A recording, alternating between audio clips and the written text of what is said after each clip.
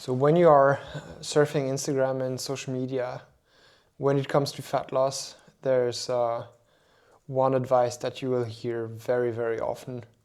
And it is that you have to be in a calorie deficit to lose weight. And it's pretty interesting because it is true, but this is something that gets pretty almost emotional, and it feels like people lose their mind over that topic. And it's like almost every week there's at least one coach who's just like getting super angry and annoyed about calories in versus calories out. But there's something that they never mention.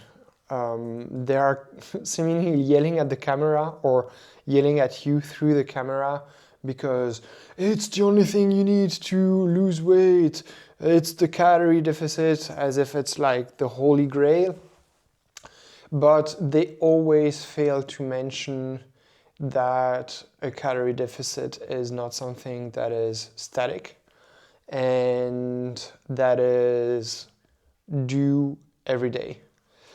And the reason why this matters is because if you've ever tried to lose weight, that it is absolutely impossible to do something for one day and then the next you just wake up and you have lost 15 pounds. Like even if you go the surgery route, where you are going to have like the fat sucked out of your body, then it's going to take a while before your body is going to go back to baseline. They are going to have some inflammation, and it's not like you just wake up the next day after a surgery and everything is perfect and you've lost the weight. And that's like, it's pretty much the fastest way if you want to get rid of the body fat cells. But even when it comes to diet, or if you try to burn the calories off doing cardios, whatever, you know that it is going to take some time. Yet nobody talks about a calorie deficit as something that is considered over a long period of time. It's always the calorie deficit, as as if you can just do that for one day and then you're in a calorie deficit and then it's forgotten, you're good to go. And it's absolutely not the case. And this is the very reason why it is difficult to implement. So let me give you a very concrete example for that, or examples.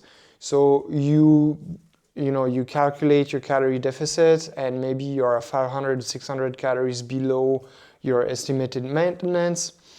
And the first day you do that and everything goes well. The second day, same thing. The third day, you notice that the hunger is slightly increasing, but it's still like very manageable. But on the fourth day, even armed with your best intentions, you go to work and it's Sandy's birthday and she brought a cake and everybody's celebrating and kind of pushing each other to eat a piece of cake, yet at the same time commenting on how many calories and oh my gosh, I should definitely not eat that, but at the same time eating and pushing the colleague to eat a piece as well so that they're not alone. And so you have to resist that. And this is something that takes some mental effort. And this comes on top of the hunger that will increase by default when you are in a calorie deficit. And so let's assume that you manage that like super well, like you are very diplomatic or very blunt or whatever. You set the boundaries, you don't eat the cake for Sandy's birthday, you manage to stay in the calorie deficit. But then that was only the fourth day. And then you have to go on for 3 more days within the week, and you have to navigate the weekend where it's going to be, the situation where you brought the kid for soccer or you joined your husband for a business dinner, and then everybody is kind of looking over the shoulder at what the others are eating. And This is something that just like take its toll. And those are like almost the simple stuff, right? The easy stuff. Because on top of that, after 1 week inside your deficit, then your hunger will have increased. That's one. But then the second thing is you will have to still manage your environment. And most likely, if you live in the Western world, then you are surrounded by a lot of food that are designed to be eaten, that are designed to be extremely delicious, and you also see a lot of advertising for that. And we know for a fact that this is something that impacts our eating behavior. So that's another layer that you have to manage. And then the other layer that you have to manage is your family life, like the day-to-day of eating together, of making choices. And maybe you don't have a family yet, maybe you just have like a spouse or a partner, a boyfriend, girlfriend, whatever you fancy.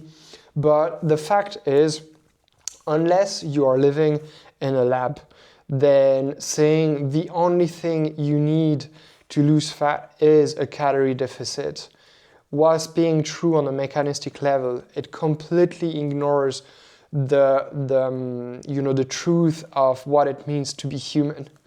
And this is what is and what makes the process of losing fat complex and challenging. And on top of that, because that would not be enough, then we also have to consider the fact that you are not an Excel spreadsheet, or you are not a car where you simply like put fuel in, and then once you've burned the fuel, then you just have to refill and then you can keep riding. You are like a very, very, very complex living organism where the calories that you eat are going to be processed in different ways depending on the state that you're in. So it can be your emotional state, but also your metabolic state.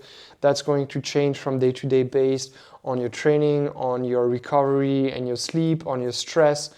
And those are all the things that go into creating the calorie deficit.